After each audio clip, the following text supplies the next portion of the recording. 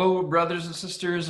It is the third week in June, and we are at the third chapter of the book of Daniel in our summer Bible series called The Reader's Guide to the Book of Daniel.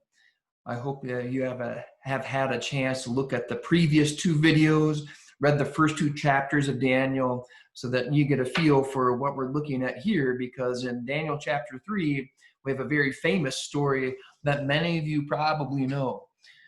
I've entitled it Faith in a Furnace because we get to three men called Shadrach, Meshach, and Abednego. And we will go through this little bit of a summary of chapter 3 in 10 minutes or less. So let's get right to it. Let's review first these first two chapters so that we know what we're talking about. Daniel and his friends, Shadrach, Meshach, and Abednego, had been given prominent positions in the kingdom of Babylon by the king Nebuchadnezzar. That happened because they were young men when they were exiled from Israel and brought to Babylon. The Lord had given them a variety of different talents and skills that endeared them to King Nebuchadnezzar. And now Daniel had given an interpretation to Nebuchadnezzar of his dream. And so now Daniel and his three friends have been given prominent spots of authority in the Babylonian Empire at this point. I want you to remember that Daniel was not an official of a specific area of the kingdom. He served in Nebuchadnezzar's royal court.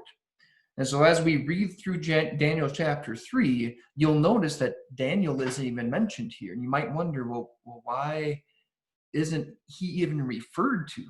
It's because he was in a separate part of the kingdom, and Shadrach, Meshach, and Abednego had to deal with this particular edict from Nebuchadnezzar. Shadrach, Meshach, and Abednego are Babylonian names. You can find their Hebrew names back in chapter 1, verse 6, if you're interested. I'm not sure why this happens. Daniel gets a Babylonian name too, but he is rarely called by that name. He's always given that Hebrew name, Daniel. Shadrach, Meshach, and Abednego, on the other hand, seem to go by their Babylonian names usually. This is the only story that features these three men. They're mentioned in chapter 1. They take center stage here in chapter 3, but then they aren't mentioned again throughout the book of Daniel. And so this is your one and only opportunity to get to know these three men fairly well. What I want you to watch for in Daniel chapter 3, at the very beginning of this chapter, King Nebuchadnezzar forces all of his provincial rulers to bow down to this image that he sets up. We don't even know what this image is, if it's an image of him, the king, if it's an image of some sort of false god or goddess that he had been worshiping. We just don't know. The question is, why would he make the leaders of his kingdom bow down to it? Keep that in your mind as you read through chapter 3. These three men didn't know if the Lord was going to rescue them. He hadn't given them some special revelation about what would happen, but you'll notice that they weren't scared to die for their faith. They were willing to go to death itself rather than turn their back on their Lord. An angel makes an appearance in the story, but you'll notice that the angel doesn't really do anything or say anything. It's kind of implied that he was protecting these three men, but it was just kind of a passing reference to this angel. In verse 27, there are some other kind of minor miracles beyond the fact that these men don't die. Take a look at that. Notice these kind of funny miracles that the Lord mentions in his word. And finally, at the very end of the story, not only do Daniel's companions, Shadrach, Meshach, and Abednego, survive, but then they are promoted to even higher positions in King Nebuchadnezzar's empire. And so the Lord takes a terrible situation and turns it out for their good. So here's the main point of chapter 3. God protected these three men in a hopeless situation.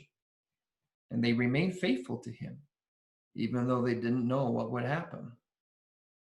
It's a tough thing to do, to remain faithful to the Lord and his promises when everything is pointing towards a terrible end, when everything seems to indicate that it is truly a hopeless situation. These three men provide us an incredible example of what we should do as Christians every single day of our lives. So what does this have to do with my life? Well, God will put you in situations that will test your faith, but he will never overload you with more than you can bear. I doubt that you will ever be in the kind of situation that these three men were in Daniel chapter 3. But of course, you will be put into situations that are going to test your faith, stretch your faith, make your faith hurt a little bit. But the Lord understands that it's good for you. That is the way that you grow stronger, and he will continue to do that your entire life until you see him for the first time in heaven.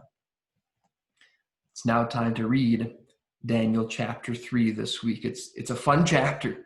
You're going to enjoy the read, and hopefully you have a little bit of a background now so that you can understand what is happening and why. The Lord bless your reading.